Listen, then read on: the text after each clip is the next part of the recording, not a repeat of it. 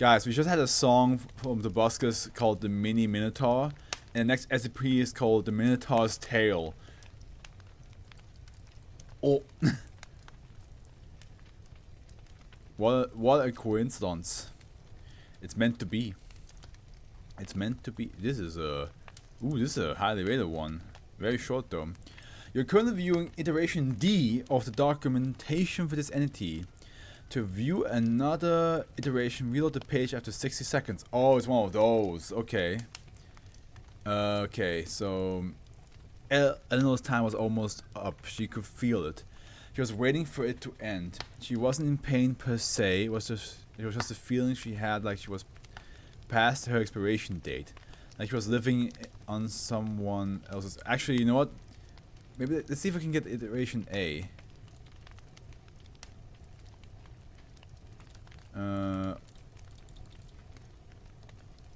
Series 1 is a bit weird. It has parts where it feels like a modern series and other where it shows its age. I think it's because certain entries receive a lot more retroactive care and also bang a coincidence.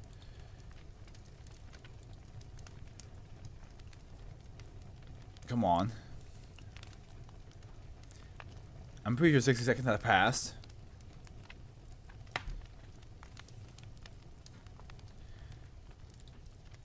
C. Okay. That's not the direction I thought it would go. Fuck. Interesting. Okay, let's just read. Let's just read normal. Site 19 wasn't deserted. It couldn't be. There was no way that whatever that thing was had killed everybody except him. But John hadn't seen anybody in hours. At least his radio was dead. His Foundation issue phone had no service. How the hell had that happened? He thought to himself, the network was supposed to be nigh on unkillable, and the silence of the building was total.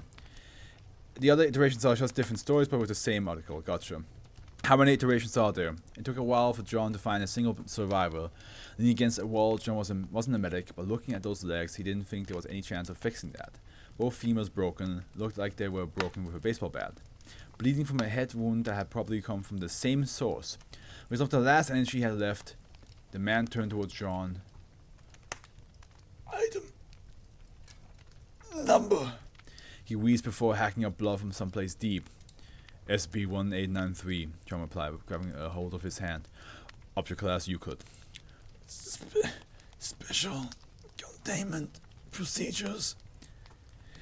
All stories containing or referencing SCP-1893, John started, will be contained in a tertiary mainframe at Site-38 until such time as Foundation researchers discovered a method transferring them without risking contamination to other computer systems.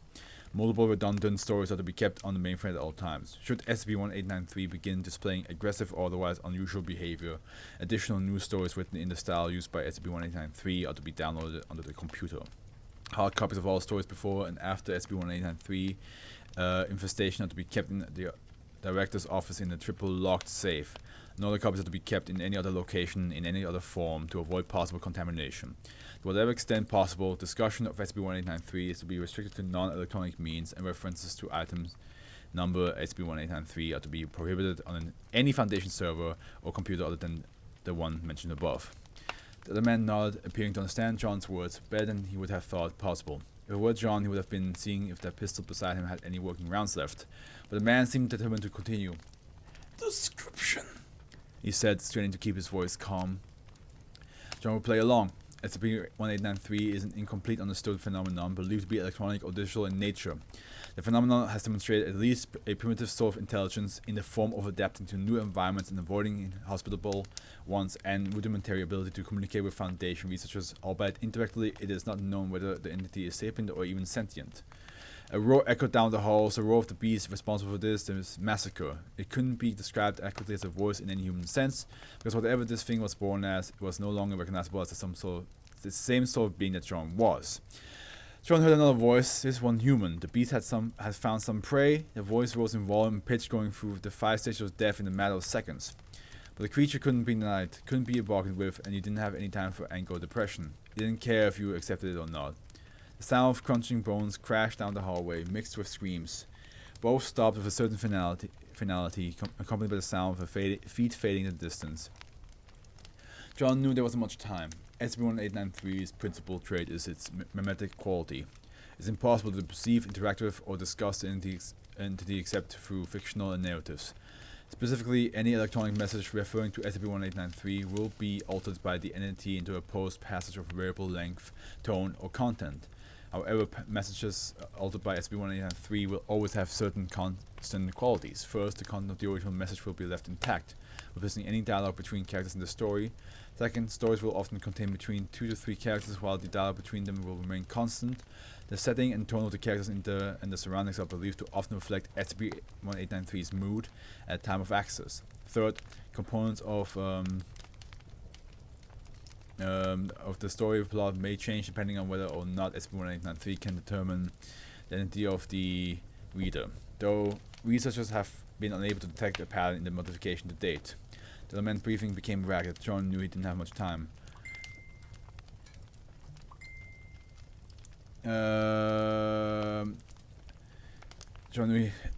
Finally, all instances of stories altered by SCP-1893 will contain an unknown character described as being unusually tall and muscular, often said to have tattoos of bull horns on or near the face.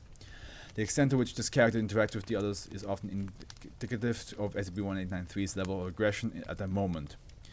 When the entity is calm, the character will barely be referenced or discussed. When SCP-1893 feels threatened or is prepared to attack, the character will display an increasingly important or central role to the story's plot. The other man looked satisfied. John reached over and picked up the pistol, ejected the magazine, 2 bullets left. He reloaded the gun, pulled back the hammer and pulled it in the other man's hand.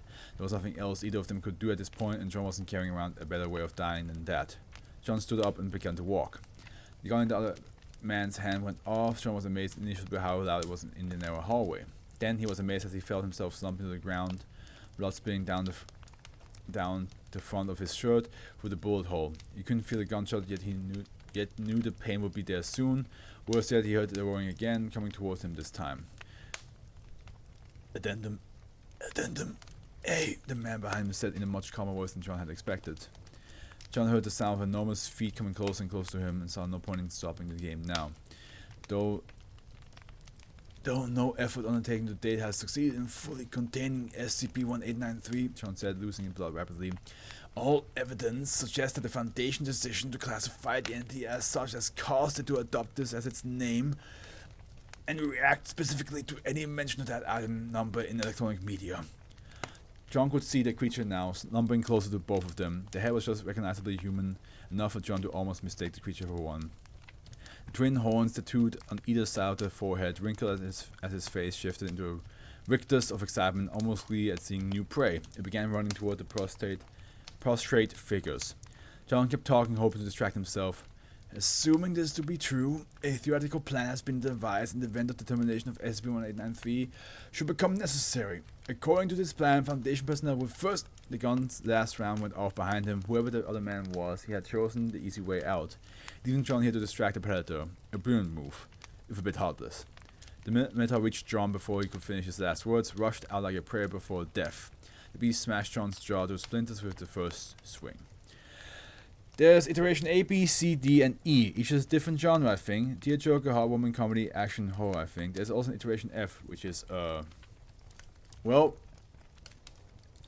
let's see if we can get all of them. You know me, guys. Since the other ones are short, might as well spend some time here with this one. So now we have iteration B. We lay in the dark together, rain falling gently outside. It had been a long day and we had to take Sophie to the vet in the morning. You were worried. You read somewhere that some dogs are allergic to anesthetic, that some dogs die during routine teeth cleaning. I thought it was okay, that she would almost certainly be fine, but the possibility of Sophie being in danger had me terrified too.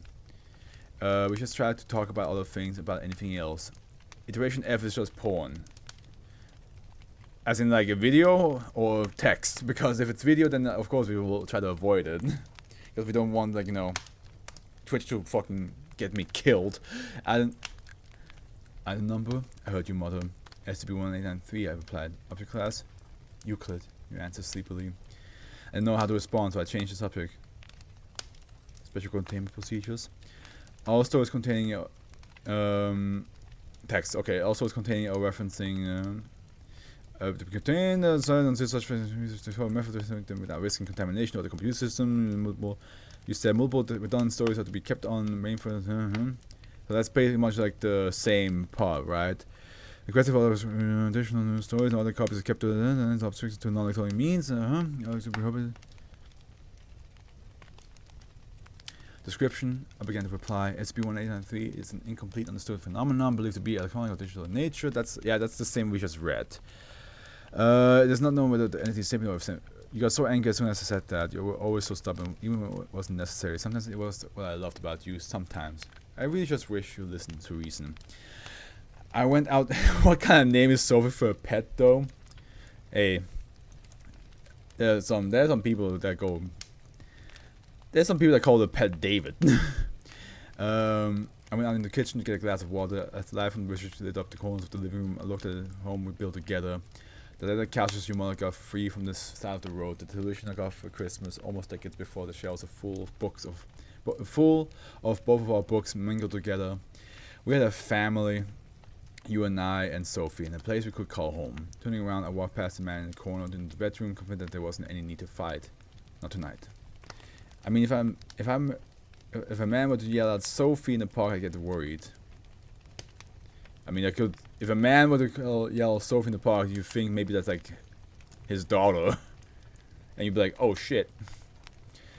It's been three principal traits: mental quality. It's impossible to perceive, interact over. An electronic message referring to. You nodded and continued my thought the way you always could. First, you said the content of the original message would be left intact. So this is all the same. It's just like the context, as Howard explained, of course. So I'm just gonna read like the part that's not the same, which is the interactions. I finished with the obvious. Finally, all instances of story altered by SCP will contain an unknown character described as being unusually tall and muscular. All sent out to tools. We started dozing off. We said our good nights. Followed the next day, fading rapidly. One last thought come to the top of your head. Addendum A, I asked. Though no effort undertaken to date has succeeded in fully containing SCP-1893, your monodrastically, all evidence suggests that the Foundation decision to classify the entity as such as caused it to adopt its name. According to the plan, Foundation personnel would first, and it always before this sentence can actually get finished, something happens. I drift to sleep, watch your chest rise and fall for a second, then fell out myself. Cool, I like this. Let's see if we can. We got D now.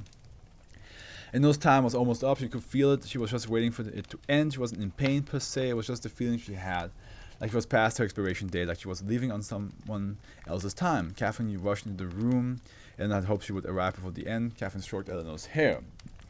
At the number, Eleanor asked. Catherine said, smiling through the tears, and that Eleanor said, beginning to cry to herself. Euclid, her wife, replied sweetly, and then we have the whole thing here again.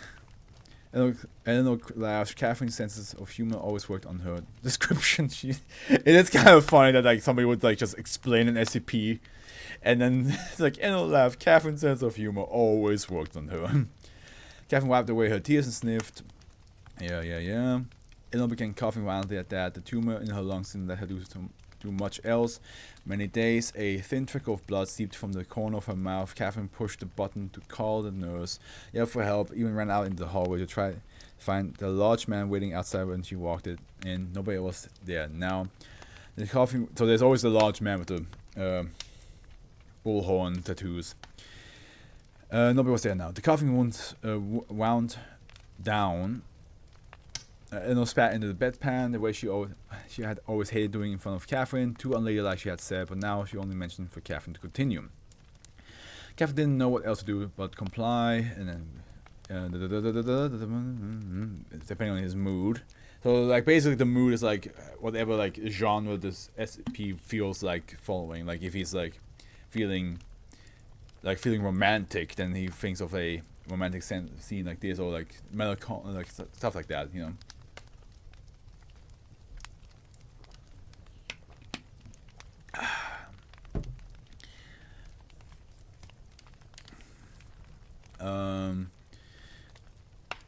Catherine paused, a bit. She was a bit polished and a picture of what was empty. Who knew where the hell the nurses were in this building? So she blew Eleanor a kiss and carried the picture out in the hall to find a water fountain.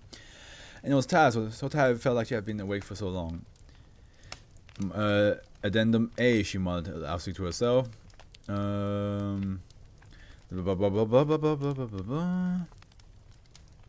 Seeing no one, she continued muttering as the room grew darker. It was just so hard to stay awake. Eleanor drifted off to sleep for the last time. Yes, I am.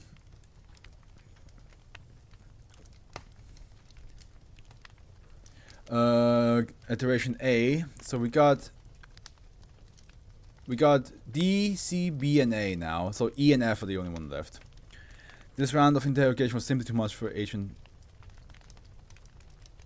Hobbs. He strained. Yes, iteration A. F. We will get to that. He strained against the chains, holding him to the metal chair just far enough. The spit fetid blood from his mouth and nodded his submission to the other figure in the room.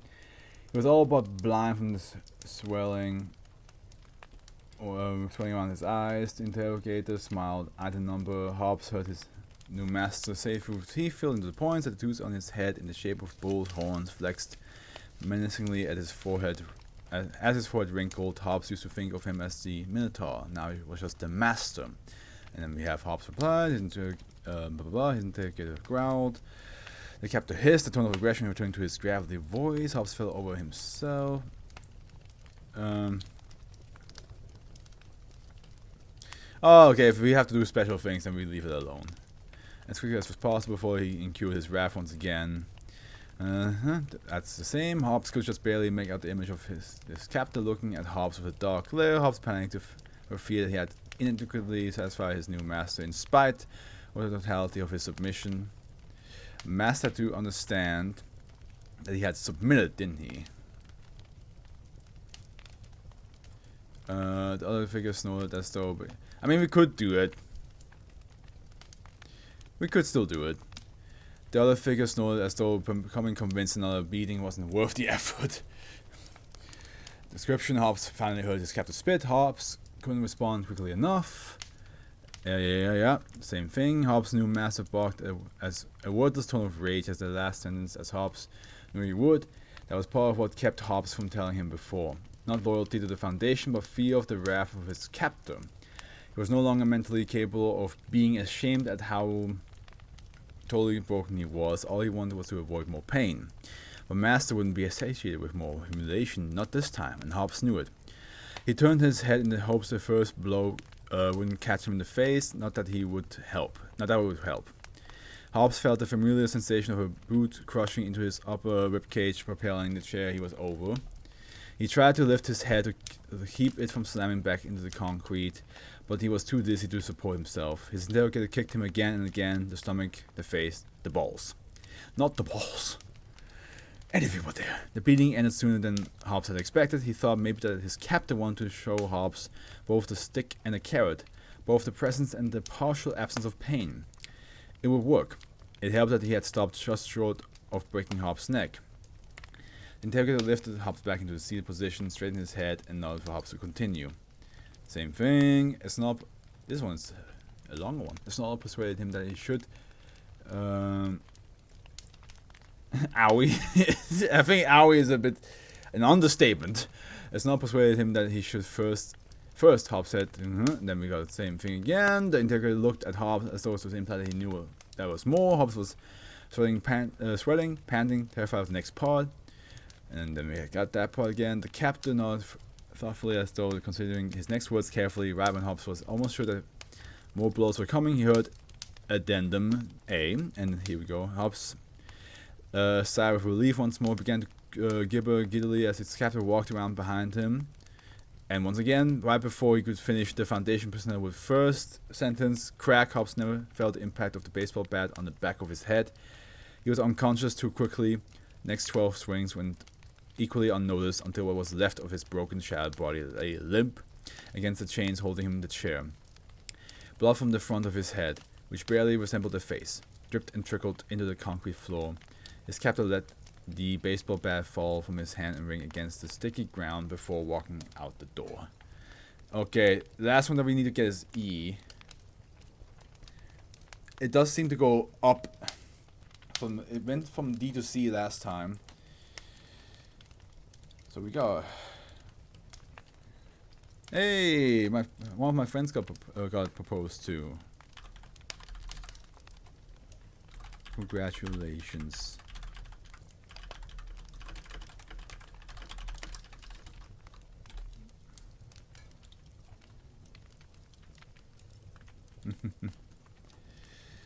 That's nice. That's sweet.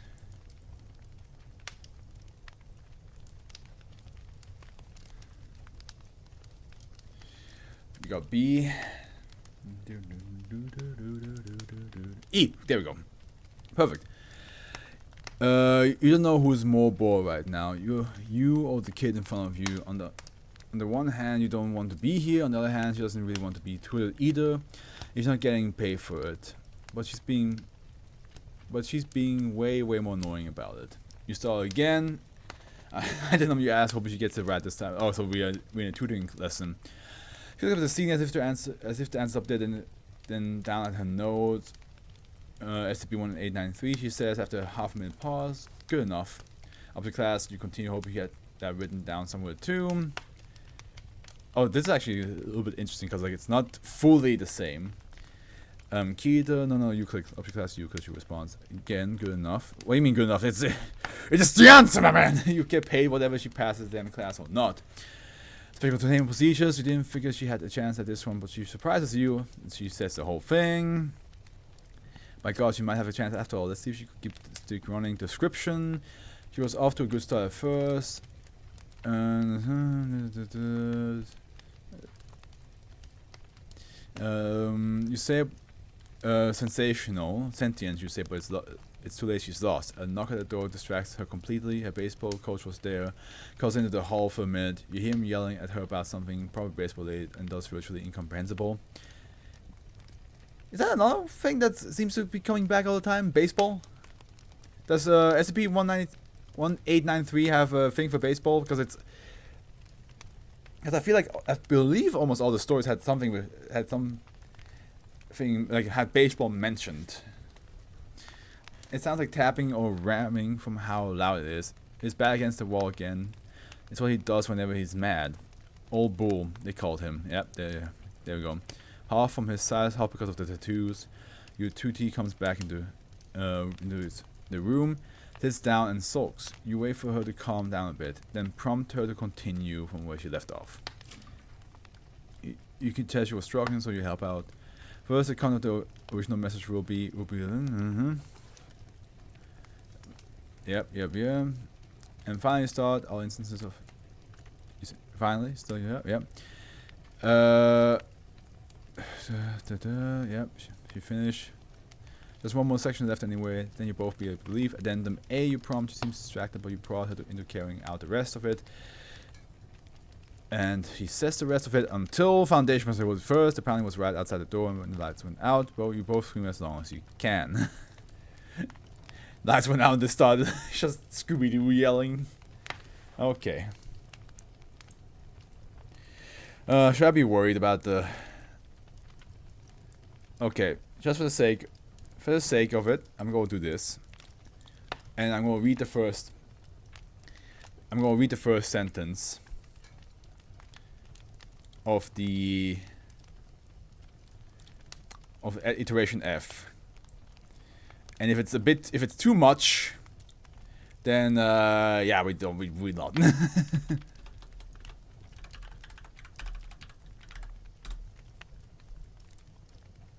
Oops. Come on. Iteration F. Alright. Let's see here.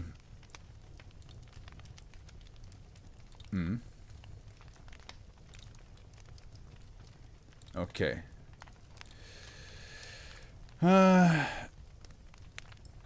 Fast forward to after reading it on this blankie. I don't need to read stuff like this under my blankie. Thank you very much. You are currently viewing additional document iteration F of the documentation for this entity. This article isn't contained with the rest because it's sinful. This entry also contains many themes that are not safe for work. Keith hearts pounded with anticipation as he sat at the edge of the hotel bed. It had been a long and fulfilling night, but not quite over yet. He could hear Buck humming to himself in the shower and imagine a shimmering web Buck listening on the hazy steam that enveloped his beautiful body. Oh boy. Okay, the sound of water and humming came to an abrupt stop. Darkman type Keith heard Buck call out, his voice booming through the thin bathroom door. Request for addendum addition. Keith replied, target SCP. This is different. SCP-1893, Buck said, as he opened the door with a towel around his waist, his body started steaming, water dripping from his tail and his horns. Yeah, okay. Keith stood up, his tail flicking with excitement. Keith always loved how this mountain of a man has such a cute and short horns, unlike others that he has encountered. Well, might as well go full force. But in the moment if the moment it makes me say something beyond saving, that's when we leave. And then in time, Keith asked as the two embraced. Keith leaned against the sturdy chest of his lover, feeling his every breath as he waited for Buck to reply. Buck leaned down, whispered in Keith's ear in a low and seductive voice. Incident log. It's not even seductive, it's like more like creepy. Incident log, yeah. Can you imagine? Somebody whispers to you like, incident log. Wait, hold on. Keith could barely contain his excitement. As his hands slowly traveled down the Buck's muscular buttocks, Keith whispered back, addendum summary. It is believed that during a routine... Yeah. Wait a minute, hold on a minute. A routine system backup and file transfer mentioned of SCP-1893 was found within secondary material for Protocol Desert Grassroots for SCP-254. That's different. As a result of human clerical error, however, the possibility of a deliberate containment breach on behalf of SCP-100 has not been ruled out, Buck said. Looking down as he stroked the soft fur on Keith's back and... You have one hell of a sound in your soundboard for this SCP.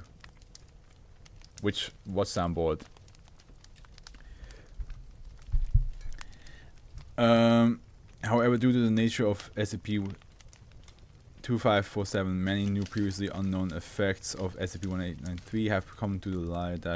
Whose existence is contingent upon the contribution of new narratives seem to have shared similar anomalous qualities with the entity known as SCP-1893. You mean this?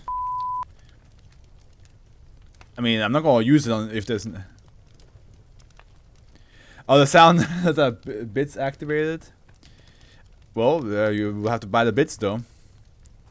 Which one do I have again for 200 bits? Like, I haven't looked at my soundboard in fucking forever. I haven't looked at the bits board in forever. The lovers broke their embrace. As Keith turned towards the bed, Buck asked in a low voice, "Incident description." Keith turned around and took off his bathrobe slowly. This cross-contamination of information-based anomalies is believed to be a result of human error. While very little is known about the origins and source of SCP-1893, it is unknown whether this is a deliberate breach on part of SCP-1893. All evidence points to SCP-1893 being non-sentient and incapable of altering anything other than its own native existence, and thus unable to breach containment on its own accord. Buck snorted in indignation. Keith could tell from his body language that he was holding something back. He did not want to get into an argument. Not tonight. At least. It's been so long since he had a companion. Keith threw his robe towards a chair, but it fell to the ground with a rather unattractive flump. As he laid on the bed, Keith's heart pounded fast as he looked at the tower of a man in front of him. His sculpted chest, his well-toned abs, his sturdy, thick arms. It's the sound of a certain harp. Oh yeah, of course. With a faint, playful smile, Buck removed his towel and threw it next to the discarded bathrobes, revealing a pair of luscious... No way!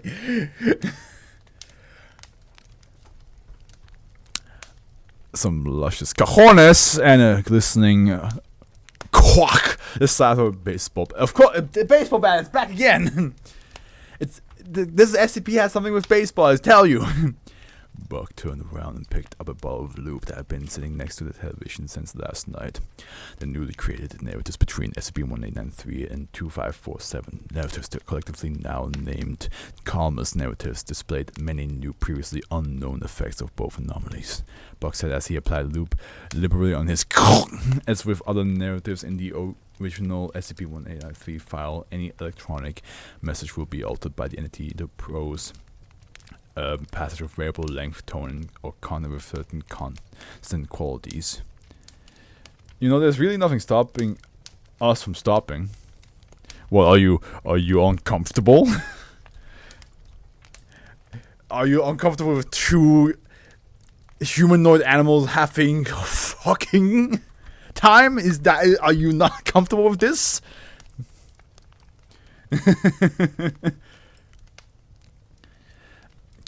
Keith whimpered slightly as Buck pulled on his tail rather roughly and felt a gentle finger cold and severe massage his private spot. Buck began to speak as he prepared his lever. One key difference in the Calmer's narrative is the role of SCP-1893. In original SCP-1893 narratives, the entity commonly present in SCP-1893 does not always take an important role. Depending on the mood of the entity, it might be highly violent and central or merely exist in the background. In the Calmer's narratives, it almost always takes on an principal role, and in many cases, is directly involved with action in the plot. He was almost unable to speak, his breath growing heavy. Almost involuntarily. But Keith began to stroke him, feeling a wave of excitement build up in him. Hey, don't stroke yourself. You have a partner right there. Echelon Howie is just very in control. Sure. Ow. Buck continued. Another key difference in the appearance of SCP-1893 entity. While in previous narratives the entity is described as a large, muscular man with horns tattooed on his forehead, the entity in Calmer's narratives now instead displays prominent bovine horns of indeterminate size. Oh yeah, tell me about the indeterminate sizes. Other more prominent bovine characters are sometimes described. However, it is noted that the size of the bovine horns seem to have a positive correlation to the degree of sexual content present, meaning that the larger the horns, the more sexual an entry is. They must be large right now, eh? Keith let out a satisfying moan as he felt Buck's rough fingers gently inside of him. He was trembling slightly from being an all four. Actually, with all fours was remind me guys to like take this out, maybe take this out of the YouTube version, because I'm not sure how okay YouTube will be with me reading this. Buck spoke in a low voice, ignoring the noises that Keith is making. A third key difference in Calmer's narratives is the appearance of a second character that also takes on the principal role on equal footing of -1. It is believed that this character is a manifestation of -1, with several similarities that entity is always described as good-looking or the similar description, and often described as having fur or excessive body hair. The entity may hold canine characteristics such as tails, paws, but sometimes may also be fully human. I think you'd be flat before you're able to hit the upload button. Well, yeah, YouTube usually tells you ahead of time if like something's like not okay, and then you can be like, okay, I'll take it off. Well, that's usually a copyright. Not sure about this. Keith got a sudden chill shot through his body. One less characteristic that while the name given to SCP-1893 may vary, the SCP-2547 entities are always given a name that begins with a hard case sound, as in coyote. So like Keith. Buck grinned and murmured in a slow and sultry voice, knowing that Keith loves it when he does this. Calmer's narratives only occur if SCP-1893 is mentioned in conjunction with 2547. It does not seem to be widespread effect. It has not affected other passages. I've noticed that in subsequent interviews, -1 does not seem to be aware of the existence of Calmer's narratives, or is unwilling to share its knowledge of this event. To be fair, like we did read about like a guy wanted to fuck a shark, so this is the next best step. Buck stopped, allowing Keith to catch his breath. Keith knows what is coming next, almost unable to hold in his excitement. Keith closed his eyes, feeling two strong arms grabbed onto his butt. the head of Buck's gigantic rooster, pushing against his tender backside. Keith winced slightly as he felt Buck slide inside of... Conclusion? The conclusion is I'm going fuck ya. Keith, ignoring the pain, attempted to reply to his lover as Buck grips on Keith tightened. Okay, I think we're gonna end it right there. I think we're good.